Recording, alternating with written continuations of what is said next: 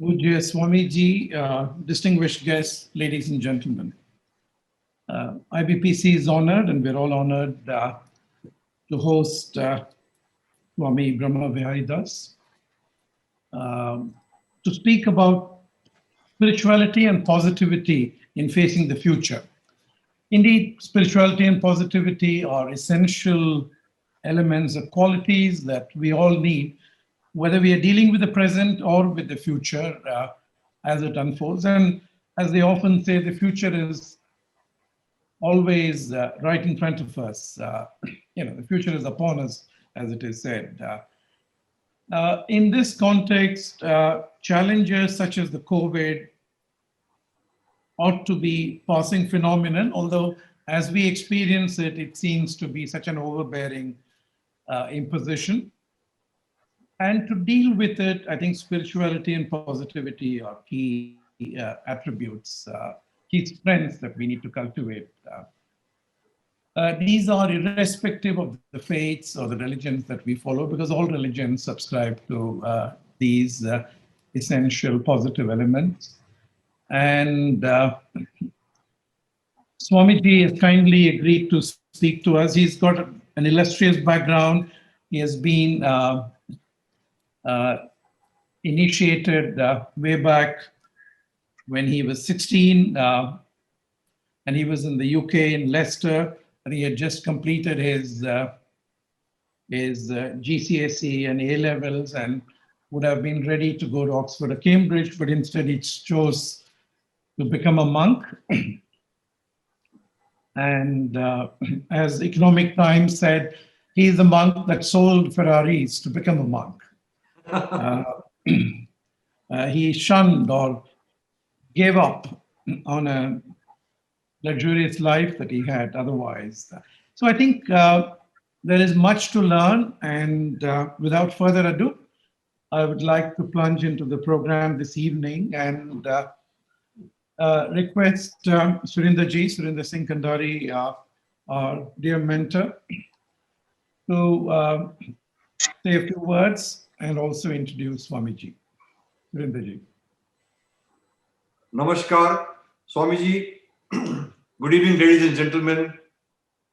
I am privileged and honored to have Swamiji as a good friend, because he's a good human being, a good soul, and doing a lot of service to humanity.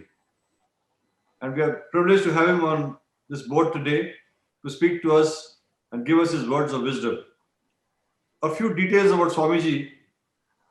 He's one of the 1100 sadhus at the BAPS Swaminarayan Sanstha that conducts over 160 humanitarian activities worldwide. BAPS is led by His Holiness Mahant Swami Maharaj, a highly respected, learned and visionary guru. He grew up in the UK and was a top scholar, was invited to Oxford for medicine. He preferred to leave that opportunity and come to India to become a sadhu at the hands of His Holiness Pramukh Swami Maharaj. From that young age, he's been part of the core creative team at the BAPS Swaminarayan Sanstha.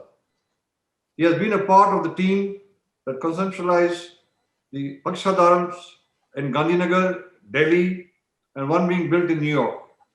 He was part of the core team for the Mandir in London, which has been awarded 4 mentions in the Guinness Book of World Records. Currently, he is overseeing the historic project of the first traditional Hindu Mandir in the Middle East being built in Abu Dhabi. I'm sure all of you must have seen this morning's Gulf News, where Swamiji met with Sheikh Abdullah to update him on the progress of the Mandir being built in Abu Dhabi. He has played a key role in design and creation of award-winning water shows, Mystic India IMAX experience at both the Akshardhams. Moreover, under the guidance of senior Sadguru saints, he helps oversee satsang and other social, cultural, and spiritual activities of the Sanstha. He has also been an active organizer for BAPS and the disaster relief activities like the earthquake relief in Bhuj, Kutuj, and tsunami relief in Tamil Nadu. He's an accomplished, thought-provoking international orator who has spoken at national and global meets and conferences, including renowned management schools, associations, and spiritual, cultural, educational, medical, legal, governmental, and scientific conferences and seminars. He was invited to address the Global Conference of Human Fraternity in Abu Dhabi, UAE, attended by more than 700 religious leaders from across the world, including His Holiness the Pope Francis. He has been awarded an honorary PhD by the Gujarat University for his contribution to social and spiritual upliftment of society. He has traveled across the world and studied global cultures, histories, and philosophies. Recently, Swamiji also gave his words of wisdom at the launch of my book, The Lighthouse of Tolerance. And also in the book, you'll find his comments about tolerance. And if you all have the time, please read it. But before I invite Swamiji to come and say a few words, I want to show a small video which is prepared especially for the occasion.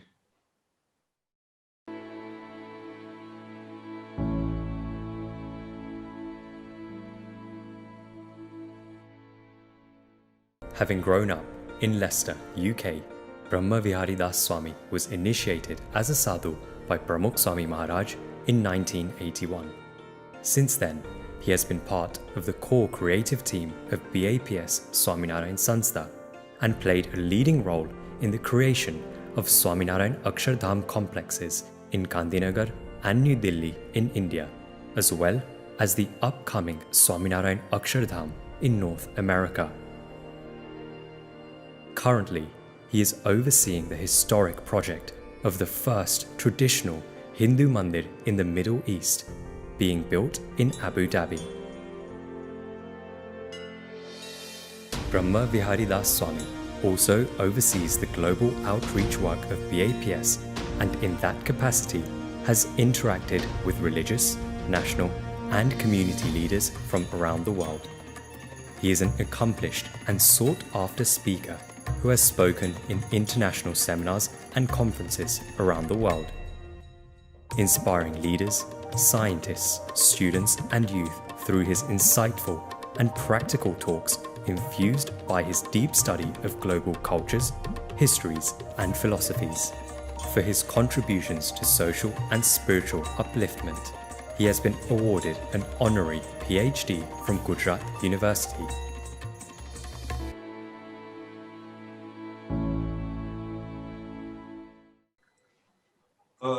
Swamiji, may I invite you? It will be an honor and pleasure to hear you and give us your words of wisdom. Swamiji, the stage is yours. Om Purnamada Purnamidam Purnat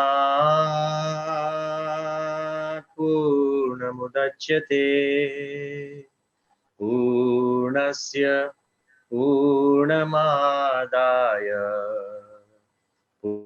Purnamevavashishyate. Om Shanti Shanti Shanti.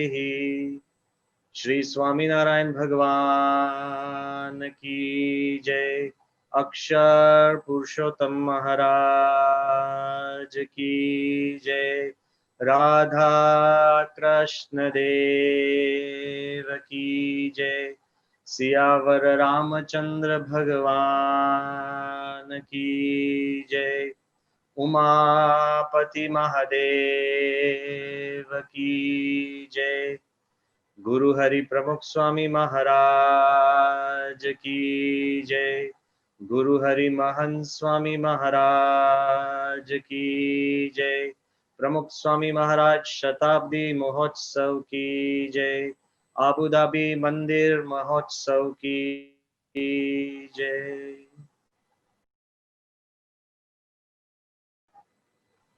In the divine presence of Bhagwan Swaminarayan, in the equally divine presence of all the avatars, all the learned spiritual masters, of not just this world, but the entire universe. In the presence of the grace and graciousness of every spiritual ideal that you believe in, and in the equally revered presence of my spiritual guru, Pramukh Swami Maharaj, Guru Hari Mahan Swami Maharaj, and obviously in the most beloved presence of the entire, all the members of the IBPC members, whether they are 1500, 1000, or for COVID purposes, 600. But we may grow or ebb in numbers, but the heart, the unity that you possess, the positivity I find on the faces of the leaders as I was interacting with the mentor, Surendra Singh Khandari ji, who is more than a friend, a great guide to me as well. And also Dilip ji, who told me that our interactive friendship relates back to almost 40 years. And Suresh ji, new or from the past, we all connect in the present. So in all your virtual and spiritual presence, I take this opportunity to really say a heartfelt prayer, because I know the times are difficult, and because the times are uncertain. I don't want to dwell on what's happened in the last 6 months or 8 months, because I think as knowledgeable people, you know more than me. But I want to tell you one thing, that yes, the times are tough, but human beings are tougher. This is what I want to tell you, that yes, we have faced difficulties and sometimes uncharted challenges. But I feel that there is something in us human beings that helps us go beyond. For example, you one body. For decades and more than a century, travelers and traders have come to this part of the world and settled. And all of you have become so successful at what you are doing that you are not just only contributing to your personal growth, but you are contributing to this lovely nation. And you are contributing to the ideals and values of what our country holds for you. So I believe, as Indians who have settled in a different land, who have made a home both here and back in India, I believe that you have the capacity to accommodate and adjust and still grow ahead. And as a beautiful body, IBPC, which has been active for a long, long time, but I would like to just send a small signal to everybody present, hearing us, and those who may be thinking of us, that for any body to become functional, for any body to remain growing and active, there are actually 4 types of bones that keep a body together. Similarly, there are 4 types of people. So everybody has to, because this is a spiritual talk, we need to hold the mirror to our own face. This is not for anybody and everybody. This is not for somebody, but this is for us, me, and you. So for anybody to remain stable, there are 4 types of bones, 4 types of people. And I believe even in this IBPC, there will be. There are the jaw bones, those who talk and do nothing. So of course, there will be some people, so don't get disheartened. And there are the wish bones, those who always wish others would do the work. They'll always say, wow, we can do this, but they just make a wish and the rest have to run. But there are also the knuckle bones who always get into the way. It's not that they are wrong, because we need all types of people to keep the body functioning. Sometimes you might say, Swamiji, we tried to do this and these people said no. But because they said no, you could do it properly. because they pointed out you could do it more streamlined. Einstein often used to say that if I had to thank anybody on this earth for whatever success that I've attained, I would first thank all those who said no to me, and because of them, I could do it on my own. So there is nobody in this body. Everybody is contributing in the best possible way. So there are the jawbones who speak and do nothing. There are the wishbones who wish others would do something. There are the knuckle bones who always get into the way of what we are trying to do. But thank God, there are also the backbones who hold the body upright, erect, who hold the body tall, and who make us feel positive. I believe in IBPC, the ideal scenario of the body would be if there are 1,000 members, we should have 1,000 backbones. 1,000 backbones who are full of positivity, full of integrity, full of energy. And that's what the topic is today. The idea of today is positivity and spirituality. And this is not something that any religion or any group or any country can hold sway upon. We cannot say it belongs to us. We cannot say it belongs to somebody else. I believe positivity belongs to those who actually emulate it in their lives. And what a wonderful way for me to begin my yatra, which I would call yatra to UAE in the times of COVID. When more than 100 people must have told me, Swami, you'll be traveling from India? And is it necessary to travel? And what will happen? Until you see the sunrise in the less distant land, you always think it's in darkness. So they kept telling me, would you go? And if you go, then is it going to happen that somebody is going to meet you? I said, look, I'm a monk, and the only ammunition that I have is faith and hope. Of course, there's logic, there's reality, there is conjecture, but faith and hope really lead us well. And I want to share with all of you how much faith and hope that all of you have generated in this land. Just a few days back, we were invited very kindly and generously by His Royal Highness, Sheikh Abdullah bin Zayed Al Nahyan, a very kind and a very gentle person. A genuine royal leader who believes in harmony and who believes in helping. As we were sitting, and it was almost just sunset, as we were sitting in the deserts of Alain, where they had made a beautiful preparation.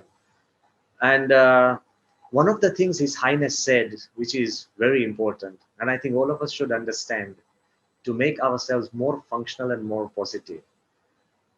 You know what he said? It really took me by surprise. He said, Your Holiness, why do people in this world always think that they are right? I was stunned. What a spiritual dimension to a conversation. He said, why do people always think in this world that they are the only ones who are right? And then he added, and that is what is wrong. When you keep thinking that you are the only one who is right, that is wrong. What a beautiful message he was giving me, and I'm giving the entire community. So then we discussed, and I said, Your Highness, you have hit the nail on the head. Because when every culture, every community, every country always wants to change the worldview according to its own view, the ancient prayers of the Hindu Dharma always said, Ano bhadraha kratavo yantu vishwataha.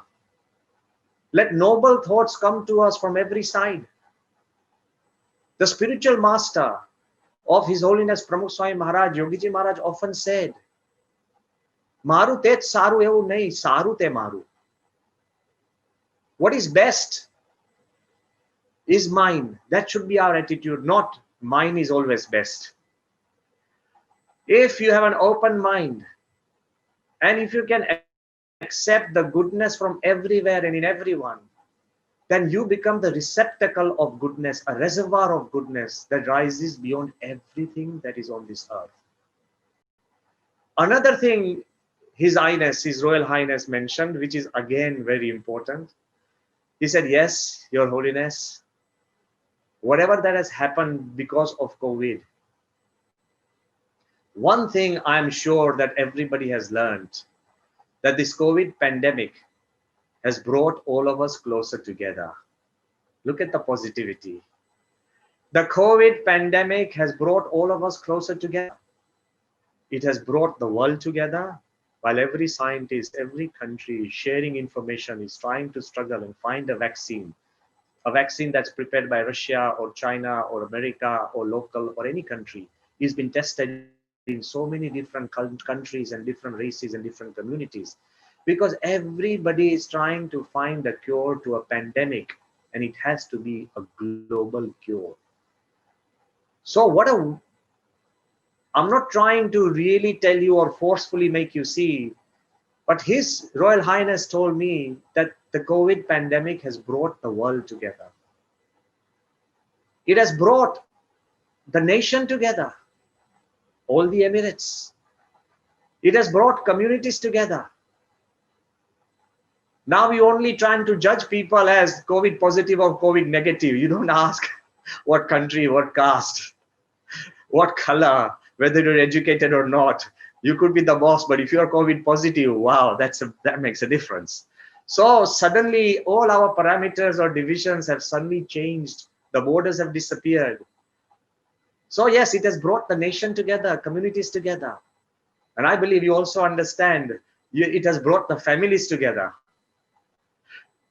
Even after 30 years of marriage, 40 years of marriage, you've never known your wife or your husband like you got to know them now.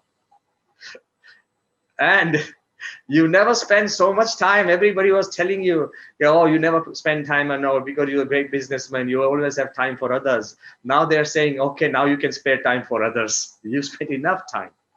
So it's brought people together. And it's also given you an idea of who your real friends are. It's also given you an idea. But I also want to tell you, lockdowns or a little less activities, a little more introspection has compelled us to look within ourselves as well, who you and I really are. So many people who are always telling me that, Swamiji, oh, I'm so busy, I don't really get time to exercise. So many people who always told me that, Swamiji, my routine is so erratic. But then in these 8 months, you had a chance to set everything right. And I always tell people that after these 8 months, if you've not come out better or fitter, then you never had the will at all. Stop blaming others. If you've not exercised every day during the COVID lockdown, then you have nobody to blame except yourself. If you have not come out a little better, then stop blaming anybody else. Take charge of your own lives. It's very important that not only the COVID has helped us in a humane way. Yes, the challenges are there. And I'm not here, please don't take me wrong. I'm not here to paint a rosy, optimistic picture. No. Of course, there have been disease. Of course, there's been darkness. Of course, there's been uncertainty. Of course, there is fear. Of course, we ourselves have generated the panic. Of course, there are rumors. And of course, our businesses have been affected, trades have been affected. And I reach out to all of you. There may be a death in some of your relatives, I know. And it hurts you, us, and everybody. You are also suffering from the point of view of business. And some businesses may have to be closed down, and some people might have had to migrate. All these issues and challenges are there. But at the same time, I want to tell you, if you keep crying about them, if you keep cursing the darkness, if you keep hiding from the rain. What His Royal Highness pointed out, which is very important, that even in the darkest of nights, don't forget to look at the beautiful stars in the skies. And even in the most thundering of thunderstorms, don't forget to go out and see the beautiful 7-colored rainbow. Even in the toughest of times, it's a time where you can really make yourself better than what you are. And I believe that this can only happen through positivity and spirituality. Try and understand, and I think we need to understand. Do we really have a choice? Come on. So many people tell us that as human beings, we have a choice. And all the great thinkers and logicians and the intellectuals will tell you, Swami, I choose. You know, so many people say that, look, I am a self-made man. I'm sorry, Khandariji, I'm just taking your name because I can see you right in front of me. But so many people would be tempted to say, I am a self-made man. No, you're not. There are hundreds of people who have helped you in this journey. And there are millions of people who didn't get into your way to give you a way on this journey. And there are so many microscopic bacteria all around. Do you know that there are almost 200 different species of bacteria on your skin? And most of them are helping you. If you remove all these bacteria, you would die of allergies. So not all bacteria are bad. Yes, some can be bad, but there are so many that help. Even your own gut. In the digestion system, because you have those bacteria, they help you digest the food. So you cannot take anything negative. There are so many people, known and unknown, and circumstances that help you in one way or another. So we say we are self-made, but we need to know that people, when they say that I have a choice, that I can choose to take this positive and I can choose to take this negative. Yes, theoretically we have a choice. But practically we don't. Look, you have a choice. You can choose to eat and you can choose not to eat. Come on. You have a choice, but you always choose to eat. Even if you keep complaining home to your wife that this food is not good, you'll still sit down and eat. You still eat. Even if we completely curse the taste of so many things, we still eat. Because technically, theoretically, you have a choice whether to eat or not. But if you want to live, you have to eat. Theoretically, you have a choice whether to breathe or not to breathe. If I choose, I'll breathe. If I don't choose, I won't breathe. Yes, theoretically, you have a choice. But practically, we don't have a choice. Whether the air is clean or polluted, you still have to breathe. You know what I'm trying to say? We always measure the air of some of the cities and say, oh, this is highly polluted. You are still breathing. You don't have a choice. If you want to live, you have to breathe. So I want to tell everybody, theoretically, you have a choice whether to take this COVID positively or negatively. But if you want to go ahead and if we want to have a future, we don't have a choice. We need to take it positively. Whatever happens, what you can't control, what you can't direct, we need to take it positively and move ahead. And perhaps our ancient ancestors were far better equipped. You know what the problem here is? Why suddenly we've created a completely negative mood? I think nobody has really gone hungry. We have enough to eat. Nobody has suddenly become overnight homeless. We have a home. But then why are we so concerned and worried that Swamiji, please save us from COVID? Yes, in the past when we made enough money or more than we can imagine, when we had come from India, had we ever imagined that we would be this successful? No. So when we've had our heydays, we've celebrated our successes, that sometimes when we have a little bump, do not let that bump misdirect your direction. Just as you accept success in your stride, we need to also accept challenges in our own stride. But what has happened in this modern world that we have gotten so used to our comforts. You know, people are telling me, Swamiji, Whole year I've never had a holiday. Come on, you had 8 months of holiday. Now people want to really get out of their homes. But because we suddenly say, oh, Swamiji, I've not bought a new car. Come on, you've already got 6 cars. Count your blessings rather than becoming negative. If you say, Swamiji, I'm really hard pressed, but there are those who got COVID and they are no longer here. You're alive. You are breathing. You're a human being. And you have people who want to help you. If each one of us had to make the vaccine on our own, do you think we would survive this catastrophe? No. There are so many others who don't even know our name. They're making the vaccine. There are so many doctors who don't even know they are helping us. There are people who are risking their lives on the front line.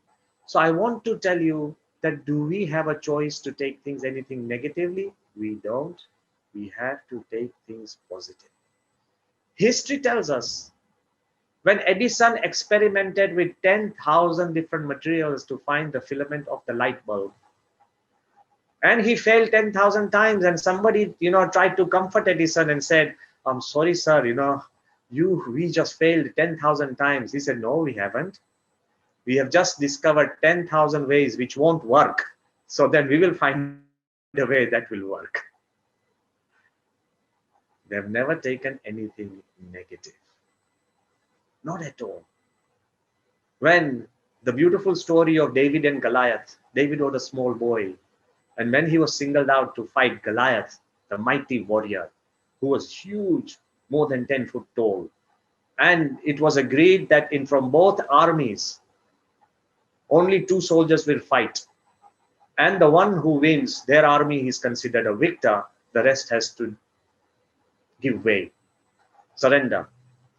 And when David was singled out as a small boy to fight Goliath, he had a sling and he just picked up one small stone. And somebody asked David that he is so big. How will you strike him down? You know what David said? Exactly. He's so big. How can I miss? Look at the positivity. All the rest was saying he's so big. How can you strike him down? And he said, exactly. He's so big. How can I miss? The attitude in life, the attitude we have in these dark times and in these times of disease would become the most important factor for us to move ahead in life.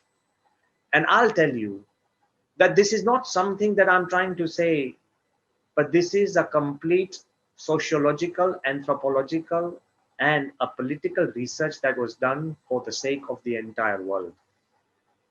A few years back, heads of security of different countries got together and they were trying to work out that what could be the greatest threat to humanity. Obviously, the first thing that would come down to people would be alien attack.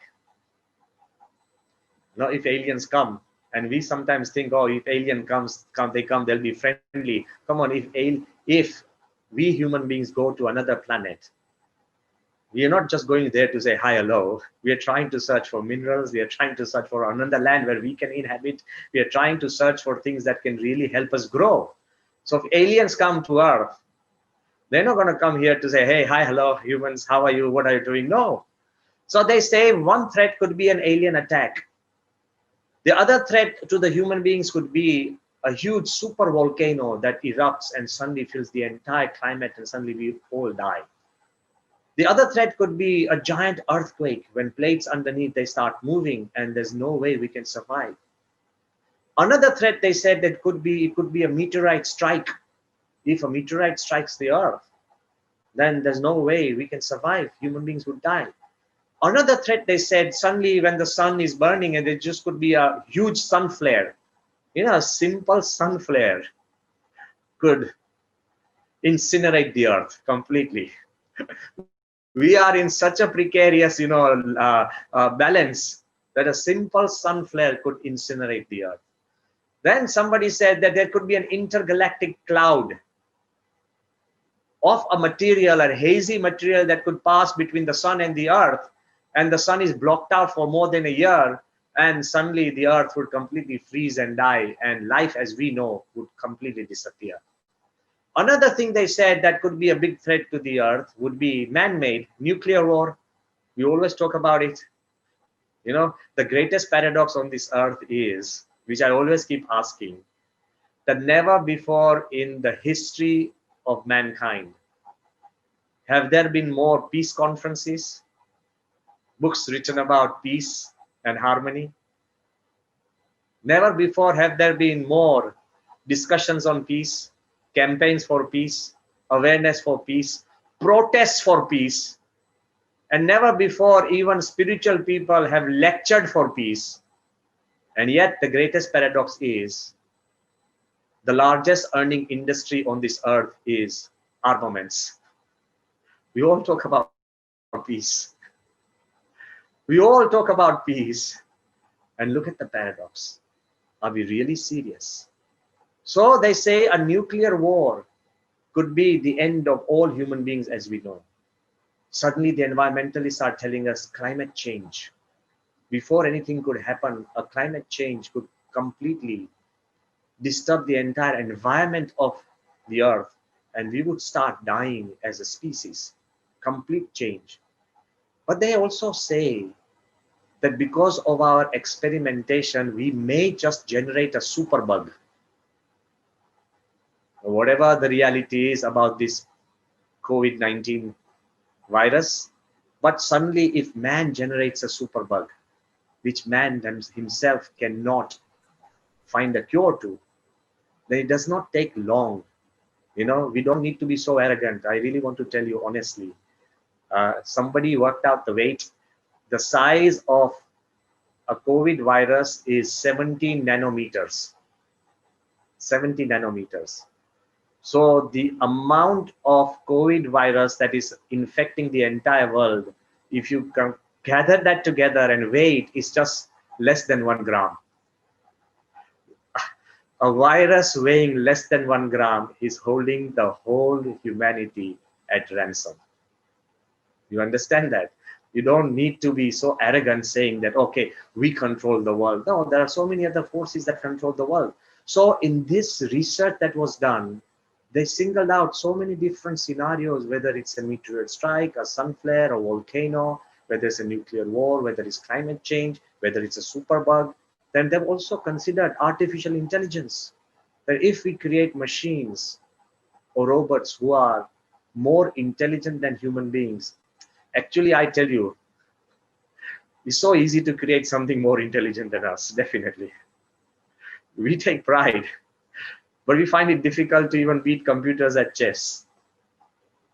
You know, why do we rely on, so much artificial intelligence to aid human existence? So they say that if we create machines which are more intelligent than human beings, then the machines will start feeling that humans are a burden.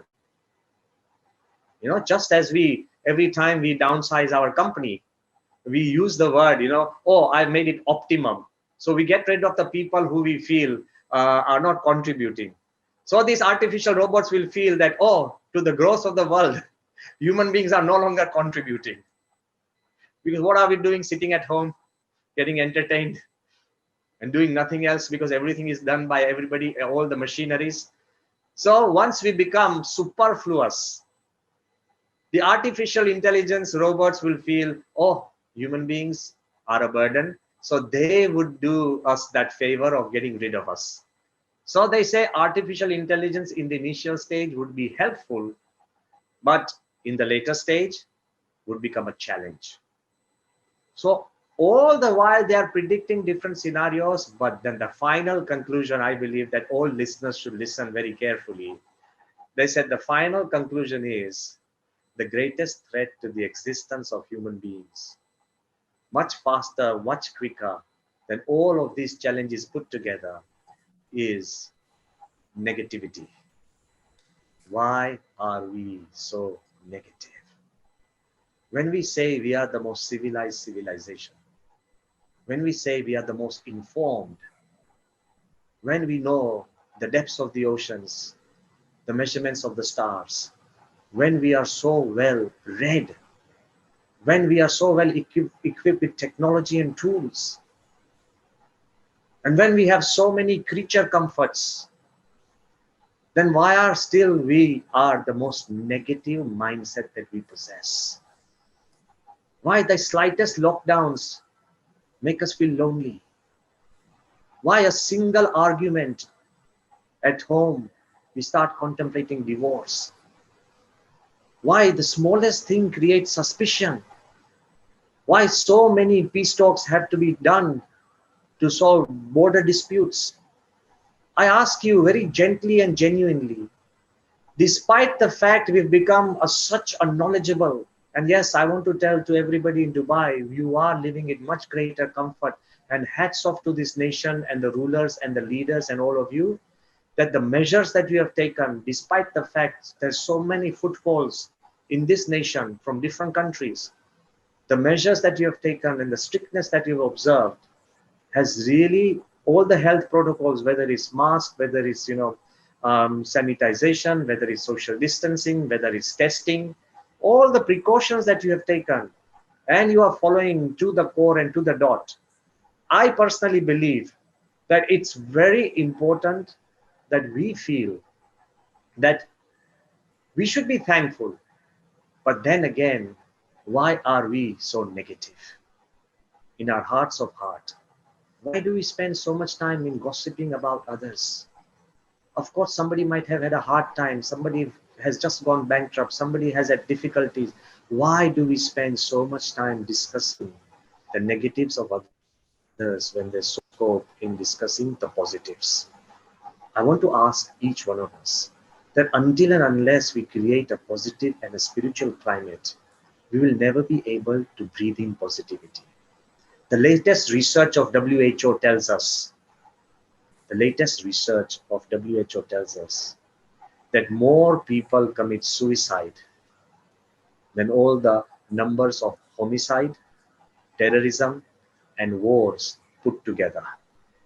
Every day we'll see headlines of wars, terrorism, and homicide. But more people take their own lives. More people take their own lives. And I believe that is because of negativity. I want to ask each one of you, can we breathe back this positivity? And if we can bring this positivity in our daily lives, you'll ask me that, Swamiji, how can we breathe back this positivity? First, it's going to be difficult, but I want to tell you, the only way we can get rid of negativity is by bringing back positivity. How do you get rid of negativity? Dr. Kalam, just 2 days ago, we celebrated his amazing birth anniversary. Our Prime Minister also paid a tribute. He told me one small example, which I'd love to share with each one of you. First is be deaf. You'll tell me, Swamiji, what do you mean be deaf?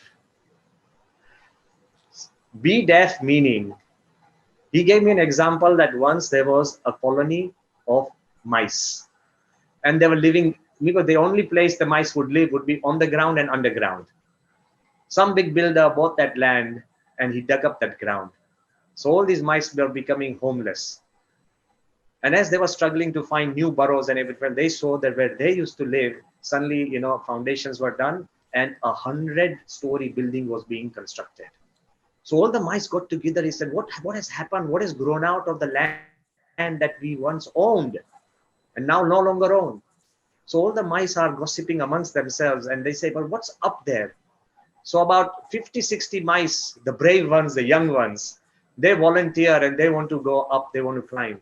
All their mothers and parents, you know what happens when your children go out to study abroad?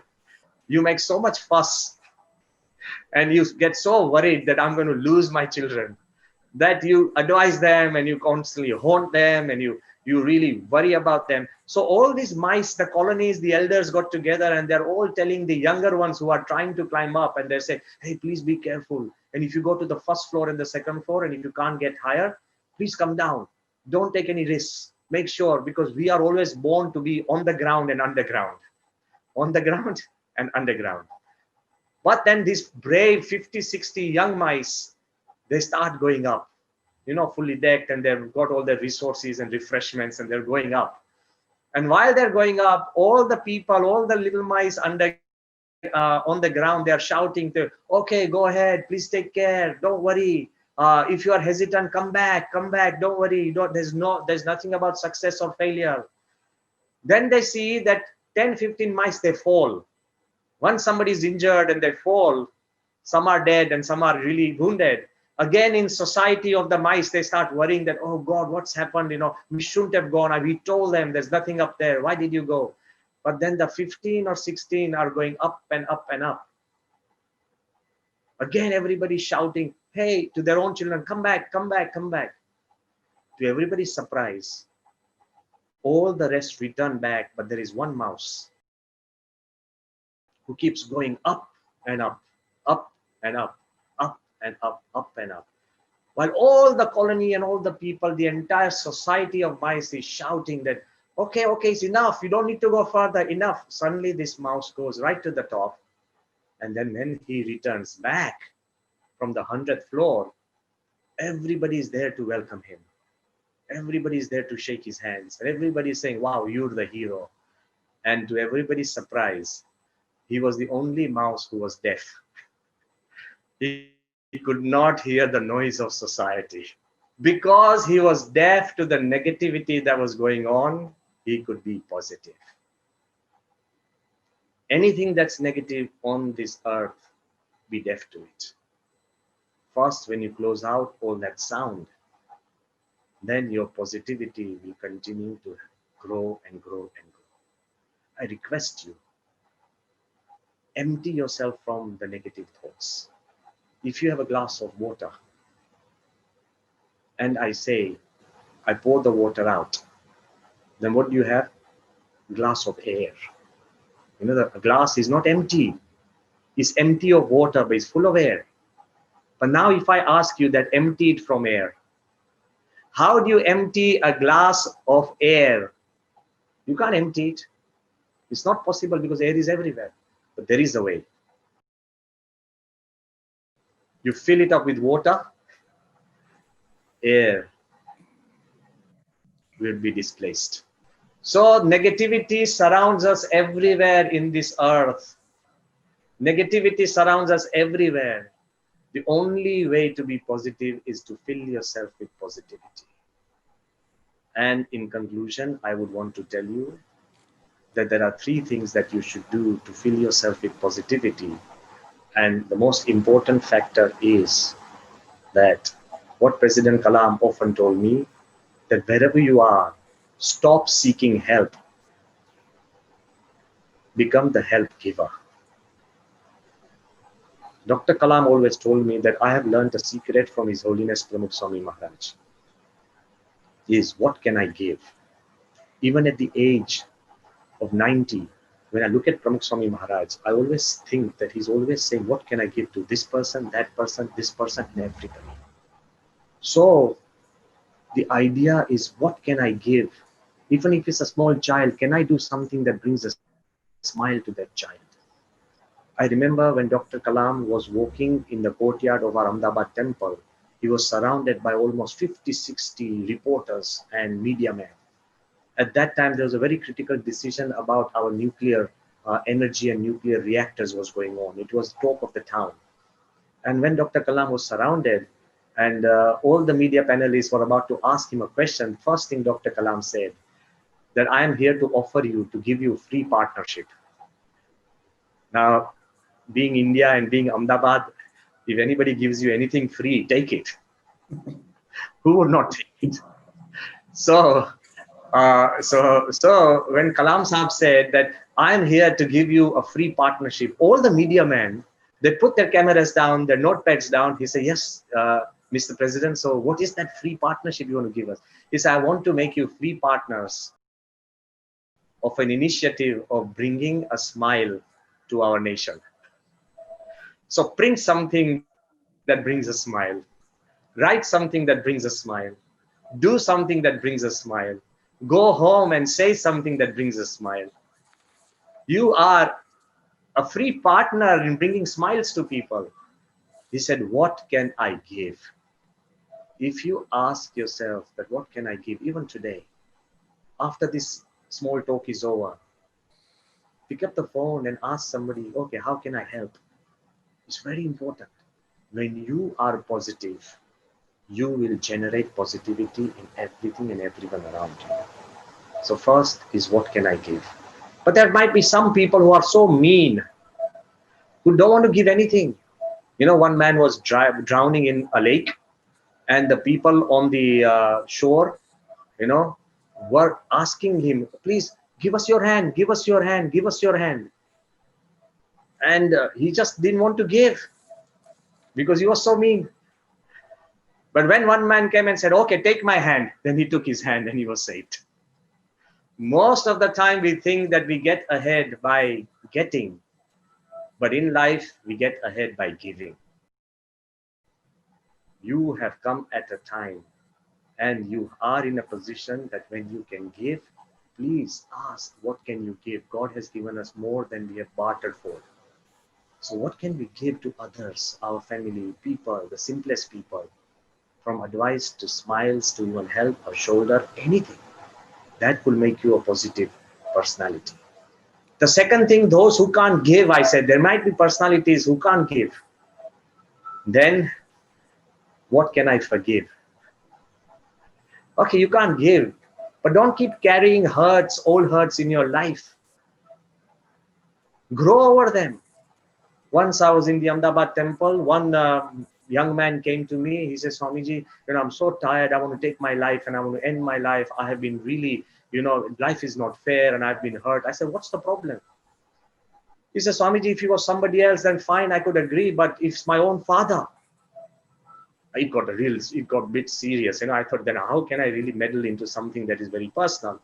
He said, yeah, but I can tell you, because I'm so hurt. He's not fair. He's prejudiced. He's biased. He said, ever since we were born, my brother always got the better choice, food, better clothes. He was sent to a better school. No, he got a better degree. I mean, that's not his brother's, father's fault. It's his own fault if he could not study. But he got better things. Then he said he's also got a better wife. He said, my father, when he has made divisions in the land and all the wealth, he has given a bigger share to my brother and very little to me. Life is completely unfair. And, I feel so hurt and I feel cheated. I said, then why don't you bring your father to the temple? I will talk to him. He said, that I can't do. I said, why? He said, he has died 25 years ago. Come on, then let him go. Why do you keep remembering hurts which are so old? Forgive people. Don't you think that we have grown as a human being, that we have a heart to forgive? I have met both Dr. Kalam and I've also had the great honor of meeting Nelson Mandela. But the way he forgave with such a flair, 27 years in jail, by a regime that conspired against him. And one of the leaders, John Foster, always said that it was my dream to send Mandela to death. It is my desire to see him hang. But time and God and things happened that Mandela was eventually freed. But before he was freed and he was in Robben Island prison, I personally met Isu Chiba, and he was an Indian who was a part and a senior member of ANC, African National Congress, who was a freedom fighter or in that movement of equality against apartheid. Isu Chiba, he was 18 years in jail with Nelson Mandela. Once I was sharing a stage with him during the opening of Transcendence, a book that Dr. Kalam wrote on His Holiness Pramukh Swami Maharaj. So Isu Chiba told me this incident on the stage. It is not read by me. It has been heard by me. And I can feel the voice right now. And I want to share with, because all of you are Indians and you belong to a culture which is very deep. So Isu Chiba said that for 18 years, I was in Robben Island with Nelson Mandela in the same jail.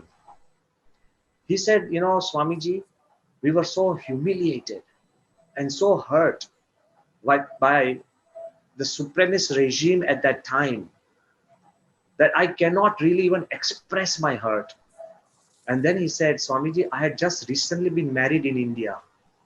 And I had brought my wife to South Africa in those times. My wife, she could not speak English. I could speak the native Indian language, but I had to speak to her in her language, and I was jailed straight away. In that Robben Island jail, listen to me very carefully, in the Robben Island jail, there was a law that when somebody came to meet you, if they spoke a word in any other language except English or Afrikaans, your sentence would be increased by months. So suddenly, if his wife spoke in Hindi and said, "Kaise ho?" suddenly his life sentence would be increased. He said, for 18 years, my newly married wife and me, we would stare at each other like dumb animals because she could not speak English and we were not allowed to speak any other language. I hurt myself. I saw her grow old, without being able to touch her, without being able to talk to her, without being able to say anything to her. We would just cry every time she came to meet me for 18 years. I felt like an animal. I was reduced and humiliated to that level. So I once said in the jail, they were not free yet. So I once said in jail that if we are freed and if I find freedom, I'm going to hunt every person who has conspired against me and kill him. This was Isu Chiba. Nelson Mandela heard about that in the jail. And Isu Chiba told me that he called him. He said, Isu, why are we in the jail?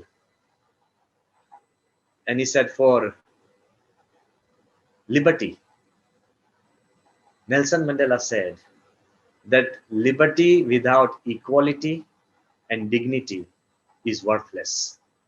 If we are free and we again make the white people unequal and we do not give them dignity as they did not to us, then we are equal to them.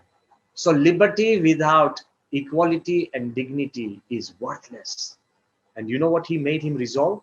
He said, at that time, he made me take a resolution. Isu, the moment we are freed from this jail, make it a point, we'll go to every home of the white leaders who have put us in jail, drink tea with their wives, and assure them that nothing will happen to their husbands. He said the first thing that we and Nelson Mandela did, we went to the homes of every leader, drank tea with their wives, and said, nothing will happen to your husband in the new regime. That is how they forgave. I'm not asking you. I'm just asking you to pick up a phone and just say sorry. I'm asking you to let go from your own heart, make your heart cleaner. I'm asking you that the most important thing in life, do you want yourself to become better? It's not about become wealthier. Then get rid of all the other viruses that already infect us. Because I'll tell you, if you practice hatred, you become so good at it, that you'll become hateful at everything. Becomes a reflex action. We have a habit of becoming good at everything we practice. Some people practice jealousy. They're jealous about almost everything. So if you are jealous about almost everything, you become so good at it that it becomes second nature. If you are negative, you become so good at it that you become negative, becomes second nature. I'm asking you, give to as many people as you can, to all the people you can. Forgive even the people who hurt you. Do you want to be happy? And that's what will take you to spirituality. Pramukh Swami Maharaj, in conclusion, I would like to add that Dr. Kalam always talked about Vision 2020, and we are in the year 2020. We were talking about developed India in 2020. But maybe the development is on the lines of what Pramukh Swami said. Dr. Kalam had asked Pramukh Swami in 2001 that Swamiji, that I have a vision and 500 thinkers of India have a vision.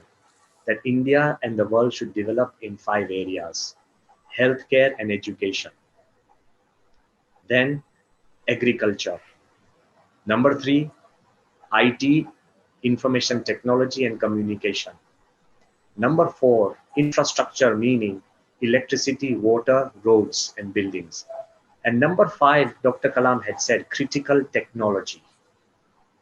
He said, if these are the 5 areas, prophetically have a look. What's really helping us in this coronavirus times? Health.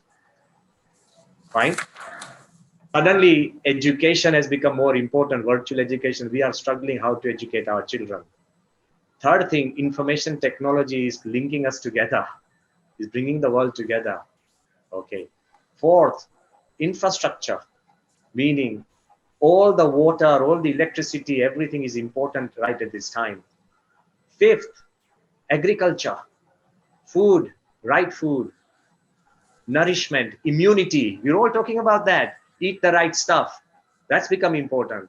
And the last is critical technology. Those who find the vaccine to the virus becomes important. So Kalam had prophetically said, the Swamiji, these are the 5 areas that we should develop by 2020. He was telling us, okay, but we haven't developed in those areas. But that's when Pramukh Swami told him that Dr. Kalam had a 6th dimension, faith in God.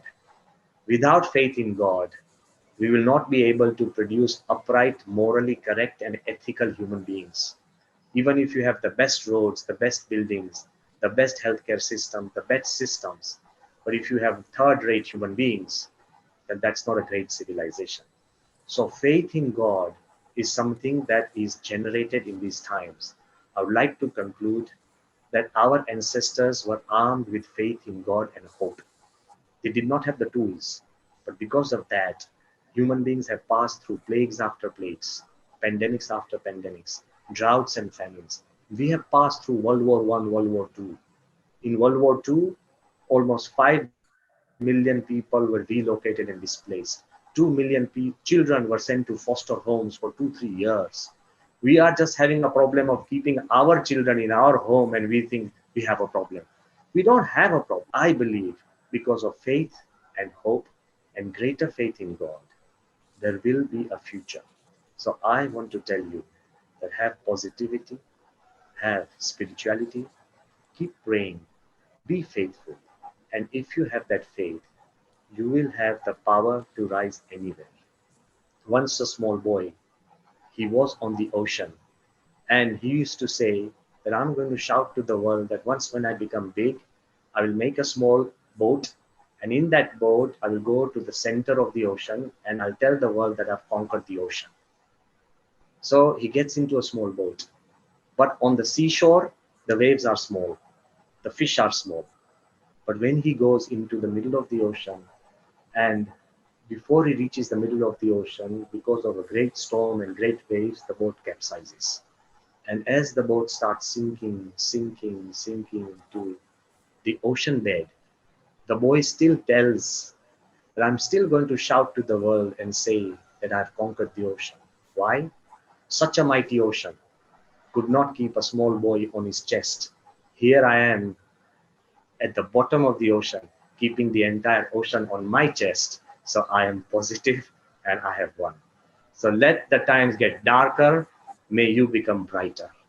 Let the difficulties become harder, may you become better. And I want to tell you that our Royal Highness, he has also personally told me that I deeply trust the Indian community, that for the temple, so we are starting the work on the temple. And what better time to start in the toughest of times? And he also believes that as an Indian community, this temple is for the larger community, for all the people. And if we can bring in a ray of hope, if we can bring the unity that we really represent, we will be able to create something beautiful as a gift to this nation in the toughest of times. Remember, Statue of Liberty was built in the toughest of times. Even they had issues that at a time where donations were completely dried up. But they say that almost 80% of the donation that came for Statue of Liberty were under $1. So many, thousands and thousands of people came forward.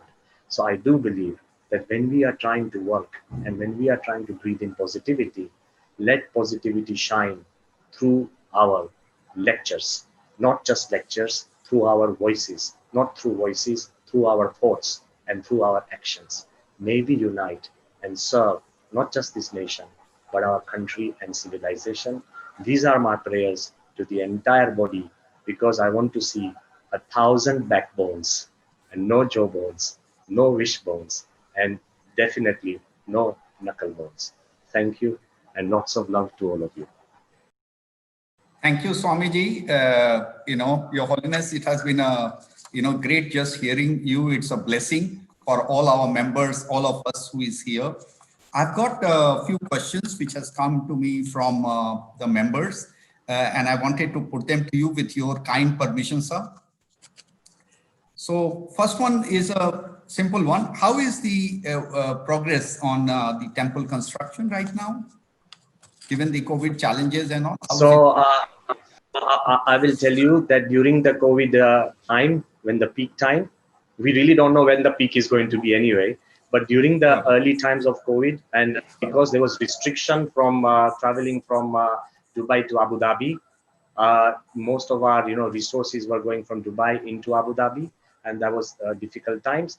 And because some of the stone that we were bringing from Italy was completely sealed off, because the marble we were bringing from Italy to India, and that's where it would be carved, and then the pink sandstone from India would be carved. So because we are doing something which is going to last 1,000 years or more, it's not just an RCC building of glass. So because of these challenges of, let's say, transporting, because of the challenges of movement of people and resources, for the last 7 to 8 months, the work had been suspended.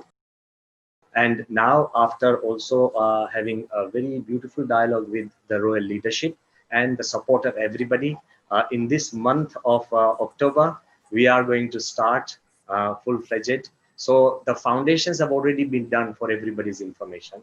It has been the largest high fly ash volume foundation in the whole of UAE.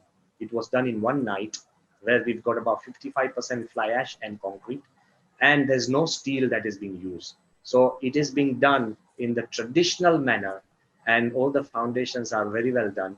And for your prayers and our great fortune, the land where it is God's grace. Everybody was telling us that we'll need to do deep piling, but the land that it is, underneath just 5 feet of sand, we have a 20-meter huge thick sandstone bed.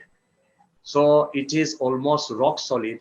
The foundation experts told me, okay, the temple will be like a giant, it will be like a pigeon sitting on a giant elephant. So all those foundations have been done. Slowly we will take the higher up foundations. Then in the next year beginning, we'll be bringing in the stones. So the carved stones would be fit in. In India, carving is going on. So for all the shikhars that we have for Radha Krishna, Sitaram, Ayyappa, Tirupati Balaji, Jagannathji, Swaminarayan, and Shiva Parvati, all the stories of those deities are being carved, and all the carving is going on. Right. Thank you. I think great to know, and all our prayers are there for the speedy construction and a good construction, which is already underway. One of the questions you have, actually, the questions I have, some of them, when we hear what you have spoken, would already have answers, but there are some specific questions, so I'll put them still to you. There are different challenges people face in today's chaotic times, okay? How does spirituality help to alleviate these challenges? See, spirituality gives you a perspective of life. When you are meeting somebody, and if you look at it from the point of view of just wealth, then your interaction will be different. If you look at it from the point of health, then your interactions are different. But if you look at it from the point of spirituality, then your compassion and passion is different. So I believe that spirituality helps you shape a perspective of life. That if something happens and you have not generated it, we tend to blame things and forces just for our own self-arrogance. But when you look at it from the point of view of spirituality, then suddenly you are invigorated with positivity. For the classic example of Arjun, when he started intellectualizing his battle of Mahabharata, they say in the Mahabharata it is said, the Siddhanti mama gatrani mukham cha parishushati vepathusche sharire me romati brahmati vacha me manaha. When Arjun started thinking, oh, this is going to happen, this will happen after what I do, Lord Krishna said that you remove all your perspectives because I look at you as a soul. You have to do your duty. And that's why he could rise to do his duty. So I believe spirituality will give you two things. When you pray to God, you are seeking higher help, which is beyond yourself. And when you are really successful, you don't become arrogant because then you thank God. When you are lonely, you seek help and you don't feel lonely because you have God. And when you are super successful, you thank God. I like to emphasize this in a very small, I think it's very important, appropriate here. There were expert doctors who had come to His Holiness Pramukh Swami, and Pramukh Swami asked them, do you pray daily? And the doctor said that, Swamiji, whatever work we do, we consider that to be prayer, so we do not pray. Why should we pray? Then Pramukh Swami told him that, you should pray because if you are unsuccessful in any operation, then if you pray, then you will find solace. Yes, God, I tried my best, but whatever has happened, please forgive me if I've done anything wrong. But they were two arrogant doctors. So they said, but we never fail. Then Swamiji said, then still pray, because that will keep you humble. If you think you never fail. But when you pray, so prayers and spirituality give you nourishment in your times of difficulty, and it gives you real perspective of humility in your times of success. So it's very important in daily life. Right. Is one of the members has asked, is COVID-19, what has hit the world, the whole world, as you mentioned, rightly top, whether it's a president or a small guy or big guy or rich, poor, it has affected everybody equally. Is it a way for God to test the resilience of the mankind and human? Is it testing? I will tell you. No, let me be very honest. Number one, I want to tell you, I am not God. So that's one. So I cannot talk on his behalf. Okay, very clear. I still want to answer this question because it has been asked with such clarity and with such humility and such love. So first, let me put an underwriting that, I am not God, so I don't know his mind, number one. But I also want to tell you that it's not just about not testing us, but I think it's all about, regeneration. It's all about recalibration, how we can recalibrate our lives. It's about pressing the reset button. That we have been going on thinking arrogantly that, yes, we have done everything, but we've forgotten that we are a part of nature. Every environmental conference I hear, people say we should save nature, save environment. But my question is, from whom? From lions and tigers or snails and we have to save environment. We are protesting that save environment from whom? From us, number one. So we must understand that as human beings, we are a small part of the entire nature. It's not about just saving human beings, it's about saving the creation of God. And I think, okay, just a fact I want to give you, I think is appropriate, that if all the trees are wiped away from this earth, okay, because our atmosphere constitutes about 21% of oxygen, it's not that the oxygen would be depleted, no, but carbon dioxide would grow. Our safe level of carbon dioxide is 0.4% air that is breathable. But if it grows to just 1%, we wiped away in 70 days. Okay. If all the planktons, the small, you remove them, then all the oxygen levels will suddenly disappear. The earth flourishes. The air becomes purer. The water becomes better. Animals become happier. So as human beings, I think the question has already answered that it is God's way. I could not, just one thing you have mentioned about Nelson Mandela, you have mentioned about Abdul Kalam, our ex-president, late ex-president. You have, so you have met them and obviously they have impressed. But any other leaders whom you have met, because you have met whole plethora of them, who have really impressed with you with their thought and wisdom? So any other leaders other than Nelson Mandela and Mr. Kalam? So I will just wanted to tell you that in my life, I find everybody leaves a very beautiful mark on me, have touched me in a very deep way. But just as Dr. Kalam has left an indelible mark on my life, Right. the most important because he was so human. Sometimes because somebody is a spiritual head and you love him, but His Holiness Pramukh Swami Maharaj was so human and so innocent. I'll leave you with one idea that he has put into my head, and I think it's very important. That so I was about to touch those sheaf of paper, and Pramukh Swami Maharaj told me that don't touch them; they are not for you. So I looked at them. And Pramukh never knew English, so I said, "But they're not for you either," because he doesn't understand English. Right. So I still picked up those sheaf of paper. It was a sheaf of paper produced by Guinness Book of World Records of all the temples that Pramukh Swami Maharaj had built in his life.